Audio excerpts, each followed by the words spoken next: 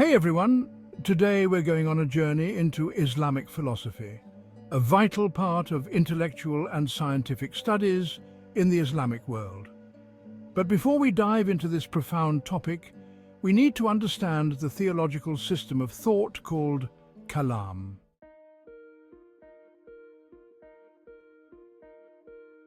Kalam actually means speech or discourse.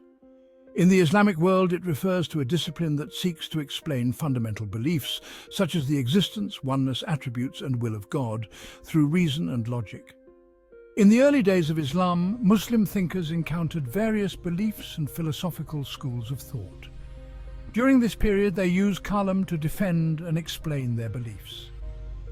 The primary goal of Kalam is to rationally establish and defend the fundamental principles of Islam.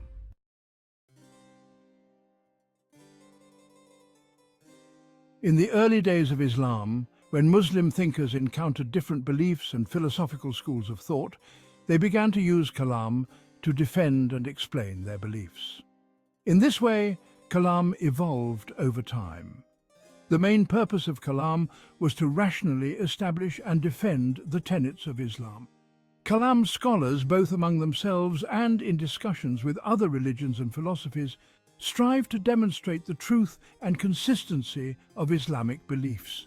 These efforts laid a solid foundation for the development of Islamic philosophy.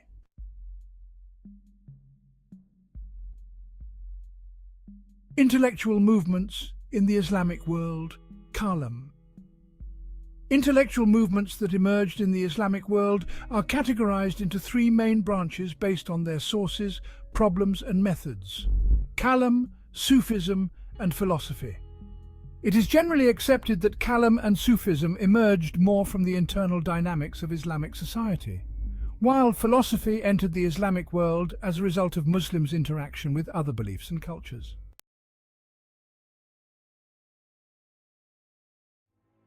The emergence of Kalam.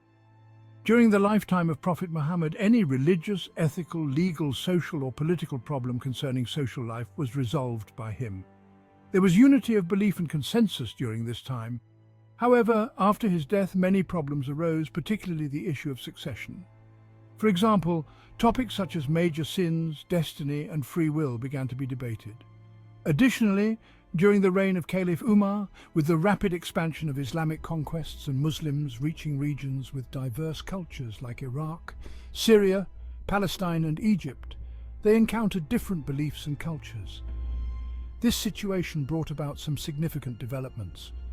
One of them was the emergence of the field of Islamic theology, Kalam. Kalam aimed to both preserve the unity of belief and thought within Islamic society, and demonstrate the superiority of Islam over other belief systems. The foundations of this movement, in terms of the problems it addressed, can be traced back to the time of the companions of the Prophet. However, it became an independent discipline with a defined subject, purpose, and method during the Abbasid period, specifically during the reign of Caliph Harun al-Rashid.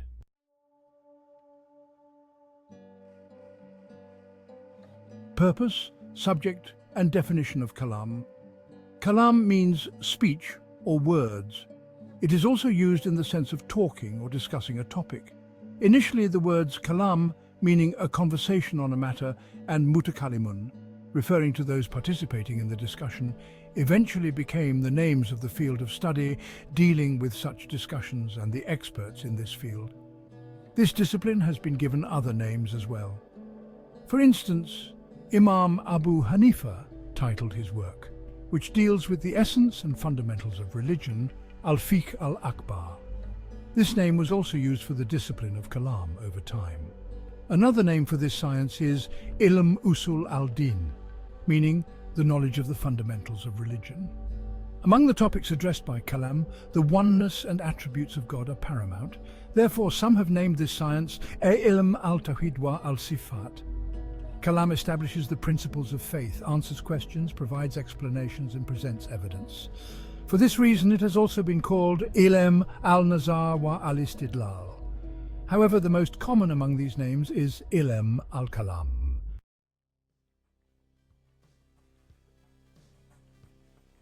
The incident of arbitration that took place after the battles of Jamal and Siffin during the Caliphate of Ali led to the first emergence of sectarianism in Islamic society. Some individuals with insufficient knowledge of Islam pressured Ali to agree to arbitration. Later they declared him an apostate for abiding by the arbitrator's decision. This group became known as the Kharijites. During the Umayyad period, Said B. Jubair and his companions advocated the view that committing major sins does not expel one from Islam, leading to the formation of a new group known as the Murji'ah. As new issues arose in the agenda of Kalam scholars, different groups and sects began to emerge. In the early period, both textual, based on religious sources, and rational, based on reason evidence, were considered important. Scholars like Hassan al-Basri, Jafar al-Sadiq, Abu Hanifa, and Sufyan al-Thawri, while giving more weight to religious sources, did not shy away from using reason. However, when the Mu'tazilite school emerged, they emphasized the importance of reason, placing it in a superior position to textual evidence. Some even argued that reason was the primary criterion for determining the truthfulness of Prophet Muhammad and revelation. In contrast, the Ash'arites and Maturidites, belonging to the school of thought known as al-Sunnah, adopted a more balanced approach between textual evidence and reason. According to them, there were 5 ways of attaining knowledge: the Quran, Sunnah, prophets' traditions, reason, consensus of scholars, and analogy. As can be seen, the fundamental difference between the schools of Kalam lay in their understanding of the Quran and how they reconciled their views with it. Particularly, al-Sunnah theologians were divided into 2 groups based on their methodology: early period theologians and later period theologians. The most significant characteristic of early period theologians was their avoidance of classical logic and philosophy, instead adopting a Quran-centric rationality and attempting to establish the fundamental principles of Islam based on this approach. Therefore, what early period theologians presented was not a philosophical system, but rather usul al-din, meaning the foundational principles of religion. Within this framework, early period theologians utilized both textual and rational evidence and preferred the analogical reasoning method used by legal scholars in systematic reasoning.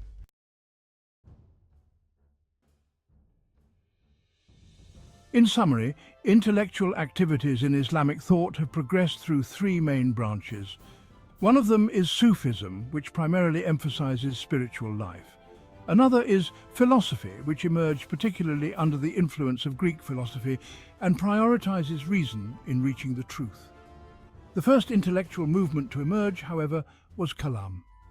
Kalam aimed to defend and establish the fundamental principles of Islam by using reason in solving religious problems that arose after Prophet Muhammad. Initially, Kalam scholars used the analogical reasoning method employed by legal scholars. Later, with al-Ghazali, they adopted the classical logic method.